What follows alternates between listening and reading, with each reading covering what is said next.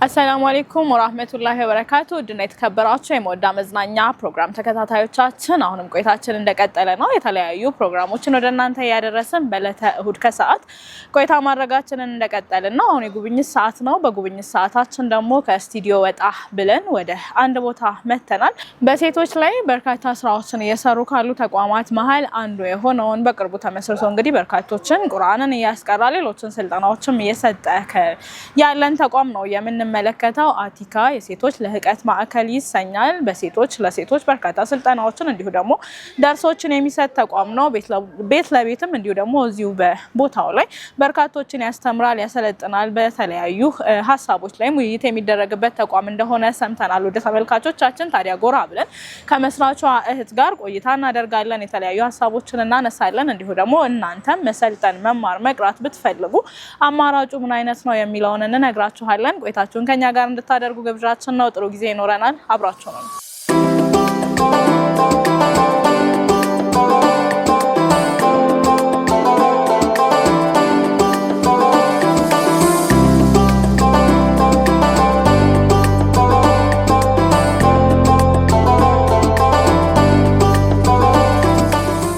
ሰላም አለይኩም። ወአለይኩም ሰላም ወራህመቱላህ። እንዴት ነሽ?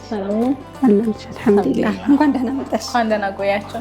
ዛሬ እንግዲህ ተቋማችንን ልበል ሴቶች ይላል። ናም በትክክል ልንጎበኝ መተናል። እንኳን ደህና መጣችሁ። እንግዲህ ውስጥ ገብተን ብናወራሻል። መልካም ሀሳቦቹን ብዙ ነገሮችን እንግዲህ ቁጭ ብለን እናወራለን። ለተመልካቾቻችንም እናሳያቸዋለን። መርሐባ አህለን ቢኪ።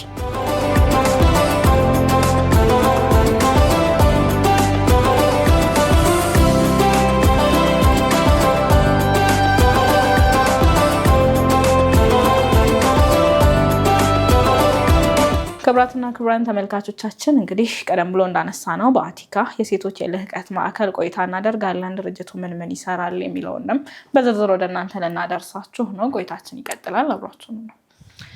ከመተዋወቅ እንጀምር። መርሐባ ኢክራም አብዱ እባላለሁ። የአቲካ የሴቶች ልህቀት ማዕከል መስራችና ስራ አስኪያጅ ነኝ። መርሐባ ደስ ብሎኛል ስለተገናኘን። ስለ አቲካ በደንብ እናነሳለን። ግን ከስያሜውን ጀምር። አቲካ የሴቶች የልህቀት ማዕከል ለምን አቲካ ተባለ?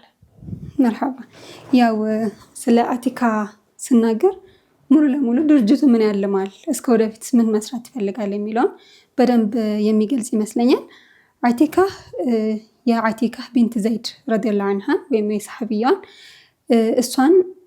የእሷን ስብዕና መሰረት በማድረግ አርአያችን እንድትሆን በማድረግ ነው ስያሜውን የተሰጠው። ያው እንደሚታወቀው ሰሃቦችን አርአያ ማድረግ የመጀመሪያው ትውልዶች ናቸው አይደለ? ትልቁ ነገር ነው። በተለይ በዚህ ዘመን ላለች አንድ ሙስሊም ሴት በነብዩ ሰለላሁ ዐለይሂ ወሰለም ዘመን የነበሩ ሰዎችን አርአያ አድርጎ መነሳት ትልቅ ጥቅም ነው ብዬ አስባለሁ። አቲካ ቢንት ዘይድ ብሎ ማለት ከቤተሰቦቿ ጀምሮ ኢስላምን የኖሩ ቤተሰቦች ናቸው። እንደሷ ስንመጣ ግን የቋንቋ ችሎታዋ ከፍ ያለ በዒባዳዋ የምትታወቅ በጣም ቆንጆ የነበረች ሰሐቢይ ነች። አብዛኞቹ ስለዚች ሴት ታሪክ አብዛኛው ሰው ያውቃል። ግን የሚያውቀው በምንድን ነው? ያገባት ሁሉ ሸሂድ ነው። አብዛኛው ሶሻል ሚዲያ ላይ ይሄኛው ጽሁፍ ተሰራጭቷል። ልብ ብለሽ ካየሽ በደንባው ያገቧት ሰዎች ሁሉ ሸሂድ ይሆናሉ፣ ሸሂድ ናቸው በሚለው ትነሳለች። የሸሂዶች ሁሉ ሚስት ነች የሚለው ነው የሚታወቀውና ከሸሂድ ሚስትነቷ ባሻገር ግን ብዙ የሚታዩ ነገሮች አሉ ብዬ አስባለሁ። የመጀመሪያው እንደ አቲካ ልንፈጥራት የምንፈልጋት ሴት ሃይማኖታዊ እውቀት ያላት፣ ስለ ራሷ ስለ ሃይማኖቷ ስለሚያስገድዳት ነገሮች፣ ሃይማኖቷ ስላዘዛት ነገሮች ያወቀች ሴት የተገነዘበች፣ ያው የዱንያ የሚያኺራም ስኬቱ ያ ነው አይደለ? ያንን የምታውቅ ሴት መፍጠር ነው። ለዛ ደግሞ አቲካ ረዲየላሁ ዐንሃ ሃይማኖቷን የምታውቅ እንዲሁም ደግሞ ለዲኗ ቀናኢ የነበረች፣ ሌሊቱን ቆመው ከሚያድሩ ቀኑን ጾመው ከሚውሉ አይነት ሴት የነበረች ነች። ከዛም ባሻገር ደግሞ በትዳር ህይወቷ ላይ ካገባቻቸው ባሎች ጋር በሙሉ ጥሩ የፍቅር ህይወት የነበራት ነች። ማለትም ለሃይማኖቷ ያላት ቀናኢነት ለቤተሰቧ ጥሩ ሚስት እንዳትሆን አላደረጋትም። ለባሏ ታዛዥ ያልሆነች ሚስት እንዳትሆን አላደረጋትም። በቃ ትዳሯን በትክክል የኖረች ኢንተለጀንስ የነበራት ሴት፣ በቃ ጎበዝ ሴት ነበረች። ስለዚህ ትዳሯ እዚህ ጋር ሮማንቲክ በሆነው ቦታ ላይ ሮማንቲክ የሆነች ሴት ነች። በዚህ በኩል ደግሞ ለሃይማኖቷ ደግሞ መቆም ባለባት ሰዓት ላይ ደግሞ በሃይማኖቷ ቦታ ደግሞ የምትገኝ ሴት ነች። እንዲሁም ሀታ ፈጅርን ሳይቀር መስጂድ የምትሰግድ ሴት ነበረች። ከዛ ደግሞ እንደ አቲካ ስነ ልቦና ጤነኛ የሆነች ሴትን እንፈልጋለን። ከሰሐቢያቶች ደግሞ አቲካ በደንብ ስነ ልቦና ጤነኛ መሆኑን ደግሞ የሚያሳየን ታሪክ አንዱ የሸሂዶች ሚስት ነች የሚለው ነው። የመጀመሪያው ማህበረሰቡ የነበረበትን ልቀት እናይበታለን። ባሎቿ በተከታታይ ሲሞቱ፣ እሷን ያገባት በሙሉ ሲሞቱ አንቺ ገፊ አላላትም።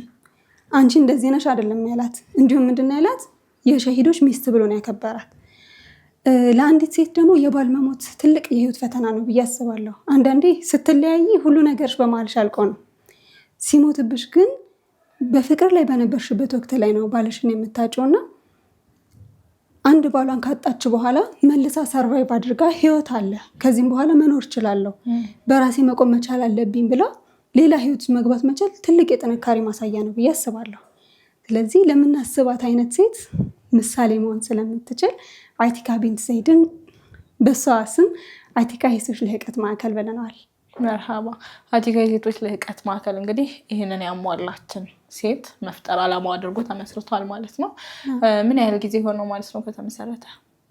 ያው ከተመሰረተ 2017 ላይ ነው ፍቃድ የወሰደው፣ ጥቅምት 12 2017 ላይ ነው። በትክክል ስራ ከጀመርን ደግሞ አሁን አመት ሆኖናል። መርሃባ። ምን አለው በውስጡ? ምን ይሰራል?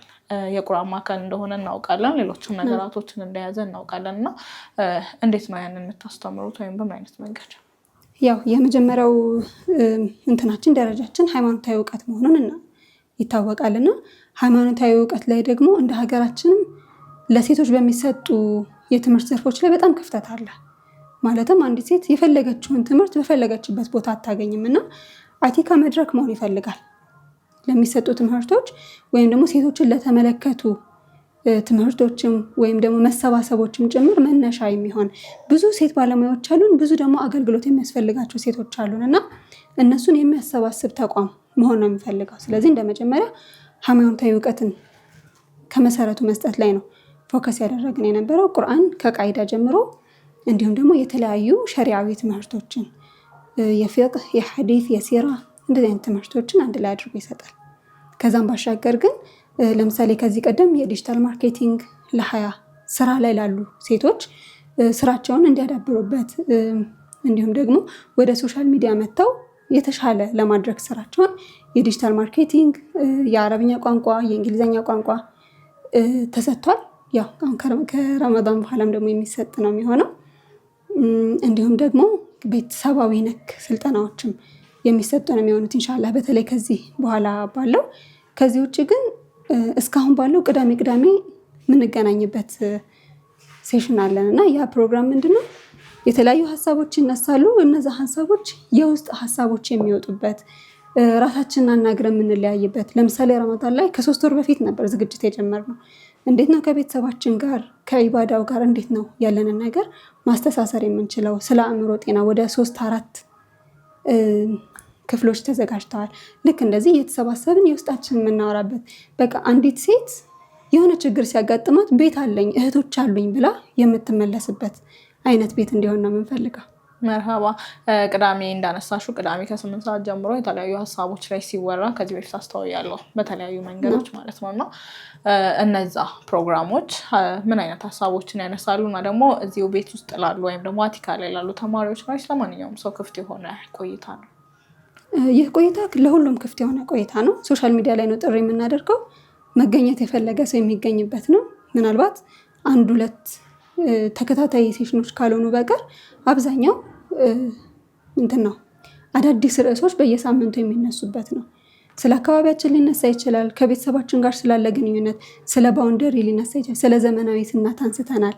ከጌታችን ጋር ስላለን ግንኙነት፣ ከቁርአን ጋር ስላለ ግንኙነት በየሳምንቱ የተለያየ ርዕሶችን ይዞ የሚንቀሳቀስ ፕሮግራም ነው። በተለያዩ ስልጠናዎች ላይ ሴቶችን ማብቃት የሚለው ሀሳብ እንደ መስራት ማለት ነው ብዙ ሀሳቦች ይጠነስሳሉ። ከዛ እንዲህ መሬት ላይ ለማውረድ ደግሞ ብዙ ሂደቶች እንዳሉ ታምናለሁኝ። በእርግጥ ከተጀመረ በኋላም ብዙ ሂደቶችም ፈተናዎችም ይኖሩታል። ግን እንደውም ከማሰብ ጀምሮ ሀሳቡ እንዴት መጣ? ሂደቱ ምን ይመስል ነበር? ቀላል ነበር ወይ? ምን ፈተነሽ? በጣም ከባድ ነው። በተለይ ሴቶችን ብሎ መነሳት በጣም ይከብዳል። ምክንያቱም ጫናው ከሁሉም አቅጣጫ ነው የሚመጣብሽ። ልክ ሴትን ብለሽ ስትነሺ ሃይማኖታዊ ጥያቄዎች ይኖራሉ። በዚሁ በኩል ደግሞ ምናልባት ሴቶችን ከቤታቸው ልታስወጪን የመጣሽው የሚልም ሀሳብ ይመጣል። ብቻ ከዛም አቅጣጫ የተለያዩ አይነት ጥያቄዎች ይመጣሉ። ግን እንዳለብን ችግር አይሆንም ብዬ አስባለሁ።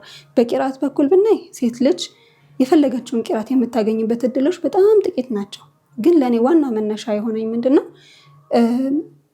በዚህ በኩል የተለያዩ ባለሙያዎች አሉን። የስነልቦና ባለሙያዎችም አሰልጣኞችም ጀግና የምንላቸው ሴቶች አሉን፣ ባለሙያዎች ማለት ነው። በዚህ በኩል ደግሞ ይሄ አገልግሎት የሚያስፈልጋቸው ሴቶች አሉን። ሁለቱ መገናኘት አልቻሉም። ስለዚህ አቲካ ድልድይ መሆን መቻል አለበት። አብዛኞቹ እንደዚህ ጠንካራ የምንላቸው ሴቶች ደግሞ በራሳቸው የግል ህይወት ላይ ያሉ አሊያም ደግሞ በቃ ሴቱን ለማገልገል እድሉን ያላገኙ ሰዎች ናቸው። ግን አቅም አላቸው። እነሱ ወደ ስራው ቢገቡ ብዙ ሴቶችን መለወጥ የሚችሉ ናቸው እና ምናልባት እነዛን ሴቶች የምናገናኝበት መድረክ ቢሆን ይህንን መድረክ መፍጠር ብንችል የሚለው ነው። ሁለተኛው ደግሞ ካየሽ አንዲት ሴት አሁን እንደ ሙስሊም ማህበረሰብ ጥሩ ህይወት ላይ የሚኖር የነበረ ሰው ልክ አባት የሆነ ነገር በሚያጋጥመው ሰዓት ልጆቹ የቲም ነው የሚባሉት። እነሱን የሚደግፋቸው ሰው ነው የሚፈልጉት። ደጋፊ የነበሩ ቤተሰቦች በአንዲት ክስተት ምክንያት ድጋፍ የሚሹ እየሆኑ ነው ያሉት እና ጠንካራ ሴት ብትኖረን አንዲት እናት ደግሞ ጠንካራ እንድትሆን ብናደርግ እነዛን ሰዎች እንዳይሰበሩ እንዳይወድቁ ማድረግ እንችላለን ብዬ አስባለሁ። ጥሩ ኑሮ ላይ የነበሩ ሰዎች ለአክፍሮት ኃይላት አይጋለጡም ብዬ አስባለሁ። የቲም ይሆናሉ። ከዛ ደግሞ ለእንደዚህ አይነት አካላትም ደግሞ እየተጋለጡ ነው የሚመጡት እና ያንን ነገር ደግሞ ወደ ጠንካራ ነገር ለመፍጠር ደግሞ አንድ ያቺ ሴት ቢያንስ ኢንቫይሮንመንቱን የምትረዳ መሆን መቻል አለባት። ሰርቫይቭ ማድረግ የምትችል መሆን መቻል አለባት። የሆነ ነገር ሲያጋጥማት የምትሰበር መሆን መቻል የለባትም። እዚህ ጋር ሃይማኖታዊ እውቀቱም ያስፈልጋታል። ዙሪያዋንም ደግሞ ልታውቅ ይገባል። ስለዚህ አቲካ ይሄ ነው። በሁሉም ዘርፍ ሴቶችን ማብቃት ነው አላማው ማለት ነው። መርሃባ ተቋሙ ላይ የመጡ በተለያየ መልኩ ስልጠናዎችን ይወስዳሉ። ይሄ እንዴት ነው ሂደቱንም እንድናውቀው ምናልባት ደግሞ መመዝገብ መማር ስልጠናዎችን ማግኘት የሚፈልጉ ተመልካቾችን ቢኖሩን እንዴት እድሉን ማግኘት እንዳለባቸው እንዲረዱ የወራት ነው የጊዜ ገደቡ ከዛ የበለጠ ነው እዚህ ተቋም ላይ የሚሰጠው። ከዛም ባለፍ ደግሞ ቤት ለቤት የሚሰጡ የደርስ ፕሮግራሞች እንዳሉ ማውቃለሁ። ዝርዝሩን ብታነሽልን። መርሐባ። ያው እንደ አቲካ በሴቶች እንደ መቋቋሙ መጠን ለሴቶች ምቹ የሆኑ ፕሮግራሞችን ያዘጋጃል። ለምሳሌ ከጠዋት 12 ሰዓት ጀምሮ ከአንድ ሰዓት ጀምሮ እስከ ምሽት 12 ሰዓት ድረስ የተለያዩ ፕሮግራሞች አሉ። አንዲት ሴት እኔ ለምሳሌ ነርሲንግ ላይ ነኝ ያለሁት ይሄ ቋሚ የሆነ ስኬጁል የለኝም ብትል ለእሷ ምቹ በሆነ ሰዓት መታ የምትቀራበት ስኬጁሎች አሉ። ተቀያሪ ሊሆን ይችላል ማለት ነው ከስራዋ ሁኔታ ጋር። ምክንያቱም አብዛኛው ቦታ ላይ ደርስ ያለው ቋሚ ስኬጁል ነው ያለው። እነዚህን እህቶችስ በሚል ደግሞ ተቀያሪ ስኬጁሎች አሉን። ከዛ ባሻገር ደግሞ የምንሰጠው ለምሳሌ የመጀመሪያው የ3 ወር ፕሮግራም ነው። የመጀመሪያው የ3 ወር ፕሮግራም ነው። ከዛ የ2 ወር እያለ ለ1 ዓመት የሚሆን የሰርተፊኬት ፕሮግራም አለን። ቢያንስ እንደምንም አንድ ሰው የ3 ወሩን ፕሮግራም መጨረስ አያቅተውም ብዬ አስባለሁ። በዚህ ላይ ደግሞ ቃይዳ ቁርአን ከዛም ደግሞ የተለያዩ ኪታቦችን ከስልጠናዎች ጋር አንድ ላይ የሚወስዱበት ፓኬጅ አለ። ከዛ ባሻገር ደግሞ ስልጠናዎችን ነው የምንፈልገው። ስለ ቤተሰቤ ነው ስልጠናዎች የምንፈልገው የምትል ካለች ደግሞ እንደዚህ አይነት ስልጠናዎችን ተዘጋጅተዋል።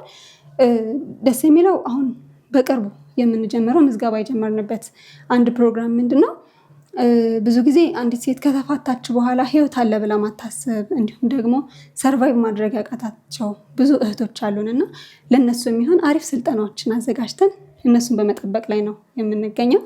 እዚህም ላይ መቀላቀል ይችላሉ። ከዛ ውጪ አቲካ ባሉበት አለ። ለሴት እህቶቻችን ባሉበት ቦታዎች ላይ በቤት ለቤት ኡስታዞችን እንልካለን። አይ በኦንላይን ነው የምንፈልግ የሚሉ ከሆነ ደግሞ በኦንላይን ደግሞ እነሱ ጋር ተደራሽ የምንሆንበትን መንገድ አለን። መርሃባ። በርካታ አላማዎች አንግቦ እንደተነሳ ተቋም ብዙ ስራዎችን መስራት እንዳሰበ ተቋም እንግዲህ የተጀመሩ ስልጠናዎች አሉ። የሚቀጥል ነው የሚሆነው ብዬ አስባለሁ። ይሄ መሰረቱ ስለሆነ አቲካ ምን ላይ እንጠብቀው? ኢንሻአላህ እኔ እንዲህ ላይ እንቆማለን ብዬ አልልሽም። ብቻ ግን አንዲት ሴት ጭንቅ ባላት ሰዓት እህቶች አሉኝ ብላ የምትመጣበት ቤት ማረፊያዋ ብዙ እቅዶችን ያሉት ግን ትልቁ እቅድ ይሄ ነው። ማረፊያ የሆነ ቤት ልክ ቂርአት ስትፈልግ ቤት አለኝ፣ እህቶች አሉኝ፣ ስብራት ቢያጋጥማት በህይወቷ ተስፋ ብትቆርጥ እህቶች አሉኝ ብላ የምትመጣበት ቤት መሆን ነው ትልቁ ግብ። ብዙ ሰዎች ብዬ ማንሳት እችላለሁ። በእርግጥም በተለያዩ የህይወት ውጣ ውረዶች ውስጥ የሚፈተኑበት፣ የሚወድቁበት፣ የሚነሱበት አጋጣሚ ብዙ ነው። ይሄ ብዙ ሳይሆን ሁላችንም ነው። የተለያየ ጊዜ ላይ ይሆናል እንጂ ከፍታም ዝቅታም ይፈጠራል። ጥቂቶች ደግሞ የሚፈተኑት በእንደዚህ ያሉ አጋጣሚዎች ላይ ብቻቸውን መሆን፣ አይዞሽ የሚያልፋል፣ ሌሎችም በዚህ መንገድ ተፈተነዋል የሚላቸው ሰዎችን አለማግኘት አለማየትም ይመስለኛል ተስፋ መቁረጥ ውስጥ የሚጥላቸው። ቀደም ብሎ እንዳነሳሹ ደግሞ ሁሉም ሰው ትዳር ይመሰርታል። አንዳንዴ የአላህም ውሳኔ የሆነና ማይቀጥሉ ትዳሮች ይፈጠራሉ። ምርጫ አይደለም፣ ግን ህይወት ላይ እንደዚህ ያለ ነገር ያጋጥማል። በእንደዛ አይነት ወቅቶች ላይም ድጋሚ ተነስቶ መቆም እንደሚቻል፣ ድጋሚ እንደሚኖር፣ ድጋሚ ህይወት እንዳለ ማሰብ እንዲችሉ መንገድ መፍጠርን ማሰብ ትልቅ ነገር ነው ብዬ አምናለሁኝ።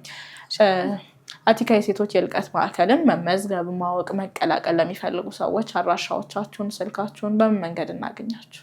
ያው የምንገኘው ቤተል በክተራ ዙልፋ ህንፃ አጠገብ አንደኛ ፎቅ ላይ ያገኙናል።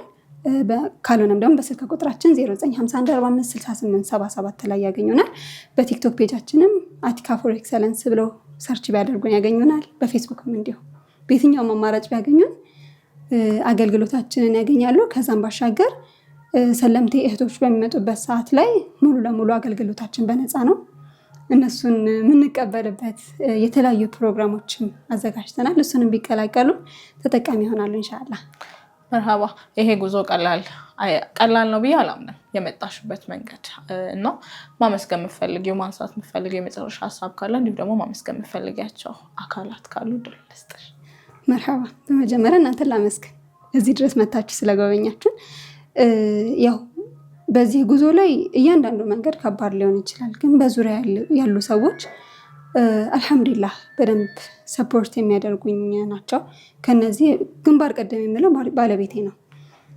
ይህ ተቋም በእግሩ እንዲቆም ትልቁን ድጋፍ እያደረገ ያለው። አንዳንዴ እኮ ድክም ብለሽ ገብተሽ አብሽሪ አንቺ እኮ ትልቅ ስራ ላይ ነው ያለሽው መባል ትልቅ ነገር ነውና እሱንም ቤተሰቦችንም በጣም ማመስገን ፈልጋለሁ። እዚህ ጋርም አብረውኝ እየሰሩ ያሉ፣ አንዳንዴ ከፍታ ዝቅታም ሲያጋጥም ደግሞ ትንገጫገጫለሽ እና በዛ ሰዓት ላይ አብሮሽ መቆየት መቻል ትልቅ ነገር ነውና አብረውኝ ለሚሰሩት በሙሉ ምስጋና ማቅረብ ፈልጋለሁ። መርሃባ። ክብራትና ክብራን ተመልካቾቻችን ቆይታችን እየቀጠለ ነው። ወደ ማገባደዱ ደርሰናል። በእርግጥ አቲካ የሴቶች የልህቀት ማዕከልን ጎበኘን። ምን ስራዎችን ይሰራል፣ ምን አለ የሚለውንም አነሳን። በማንኛውም ዘርፍ ከደርስ ጀምሮ በቤታችሁም ሆናችሁ ኦንላይን እንዲሁ ታስተልቆላችሁ ከዛም ባለፍ ተቋሙ ላይ መታችሁ መሰልጠንና መማር ለምትፈልጉ እህቶች በሙሉ አቲካ በሩን ክፍት አድርጎ ይጠብቃችኋል። ከዛም ባለፍ ሰለምቴ እህቶች በነፃ አቲካ የሚሰጠውን እያንዳንዱን አገልግሎት ማግኘት እንደምትችሉ ከእህታችን ሰምተናል ማለት ነው። ውድ ተመልካቾቻችን ከእናንተ ጋር የነበረንን ቆይታ እዚህ ጋር እናበቃለን። ለማንኛውም ደርስ ነክ ጉዳዮች እንግዲህ አቲካ ጎራ በሉ ብለናል። ቀጣይ የሞዳ ፕሮግራሞች ይቀጥላሉ። አሁንም መልካም ጊዜ